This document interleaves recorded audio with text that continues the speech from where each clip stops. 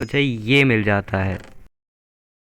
क्योंकि मेरे सामने एक बोन ब्लॉक आ गया था जो कि हाथ से नहीं तोड़ा जा सकता, इसलिए मैं उसे एक पिकैक्स से तोड़ने लगता हूँ। लेकिन मेरे सामने एक चेस्ट आ जाती है जिसके अंदर से मुझे मिलता है ये एक वाइल्ड आर्मर ट्रिम, जो कि बहुत ही रेयर होती है और वो एक आर्मर पे इस तरह दिखेगी। फिर मैं उस सब सामान को जल्दी से जल्दी निकाल लेता हूँ और उनको चेस्ट में रख देता हूँ ताकि मैं दोबारा गिर के मर ना जाऊँ। अपने सारे सामान को चेस्ट में रखते हुए मैं देखता हूँ कि मेरे पास ज़्यादा वुड नहीं बची है, इसलिए मैं जाता हूँ एक सैपलिंग प्लांट करने जहाँ पे मैं वापस मरते मरते बचता हूँ। मैं पिछली बार भी इन्हीं गड्ढों की वजह से मरा था, जिसके बाद मैं सोच लेता हूँ कि मैं इनको भर दूँ। उसके लिए मैं कुछ प्लैंक्स लेके उनसे स्लैब्स बनाने लगता हूँ और मेरे पास एक बोन ब्लॉक भी था जिसका यूज़ मैं सैपलिंग को ग्रो करने में कर सकता था, लेकिन मैं वहाँ जाते जाते दोबारा से गिर जाता हूँ।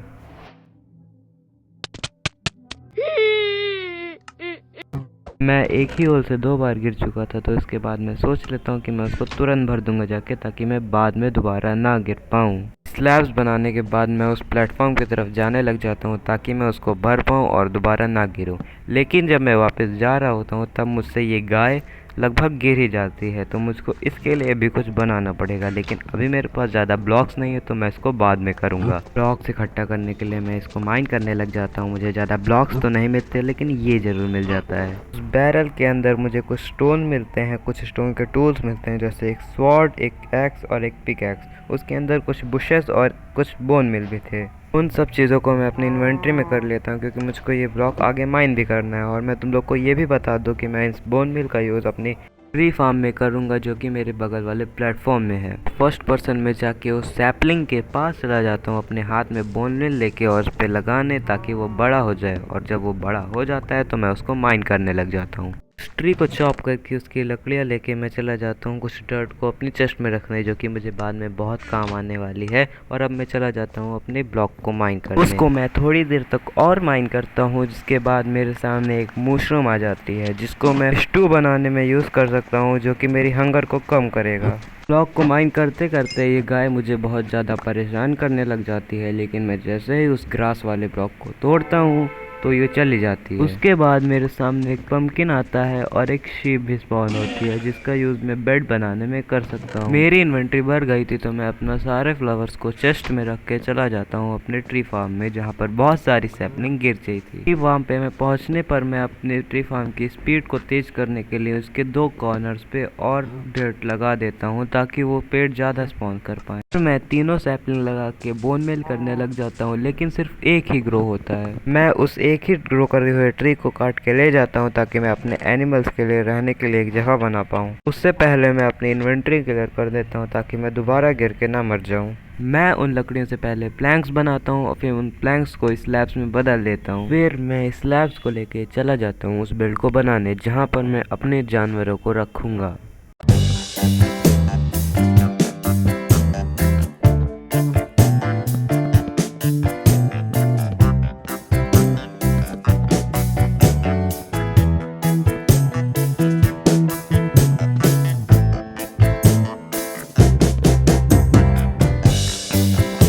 मेरे पास स्लैब्स ख़त्म हो गए थे और चेस्ट में वुड भी नहीं बची थी, इसलिए मैं दोबारा से आ गया लकड़ी काटने। मैं लकड़ी काटने के बाद दोबारा सैपलिंग भी लगा दी ताकि आगे मुझे कमी ना होए। फिर मैं क्राफ्टिंग टेबल के पास आया, उनसे प्लैंक्स बना और प्लैंक्स के स्लैब्स बना के मैं चला गया दोबारा से बिल्ड करने। प्लेटफॉर्म तो बन गया था, अब सिर्फ बॉर्डर बनानी है।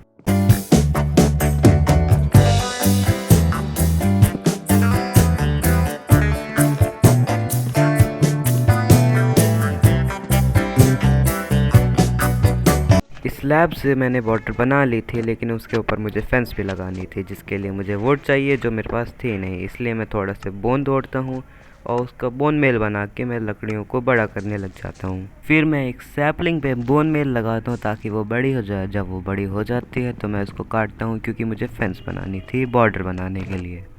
फिर मैं अपनी चेस्ट से जितने भी स्टिक्स बचे थे वो सब लेता हूँ, कुछ प्लैंक्स बनाता हूँ और फिर फेंस बना देता हूँ। फेंस बनने के बाद मैं ले जाता हूँ लगाने के लिए।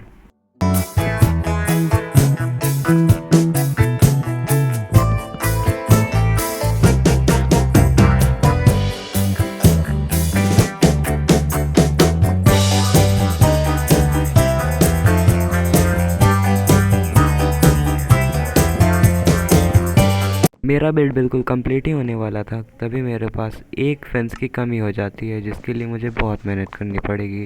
एक फेंस को बनाने के लिए भी मुझे वुड ही चाहिए, तो मैं उसके लिए लगा देता हूँ सैपलिंग, लेकिन मुझसे गलती से ये सैपलिंग टूट जाती है जो कि बहुत ही वैल्यूबल थी। फिर भी मैं दूसरी वाली सैपलिंग को वहाँ पर लगा के उसको ग्रो करके उसको काट लेता हूँ और फिर मैं वापस चला जाता हूँ ताकि मैं वो आखिरी फेंस का गेट लगा पाऊँ।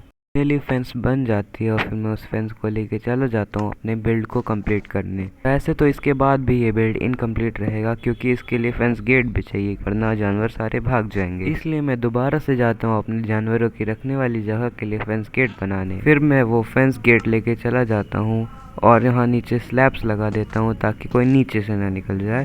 फिर मैं फेंस गेट को लगा देता हूँ और अब मेरा बिल्ड बिल्कुल ही कंप्लीट हो चुका था। उसके बाद भी एक सैड चीज़ हो जाती है क्योंकि मेरी मशरूम और काऊ दोनों गिर चुकी थी। मेरे पास सिर्फ एक शीप ही बची थी जिसको मैं वीट की मदद से अंदर ले आता हूँ, लेकिन अभी प्लेन वाली फेज ख़त्म नहीं हुई है, मतलब और भी जानवर स्पॉन हो सकते हैं, तो अभी तो कोई दिक्कत नहीं है। अगर तुम लोग को ये बिल्ड पसंद आया हो तो तुम मुझे 1 में से 10 में रेटिंग दे सकते हो कमेंट में। मैं तुम लोग को मिलूंगा अगली वीडियो में जिसमें हम एक घर बनाएंगे। तब तक के लिए बाय।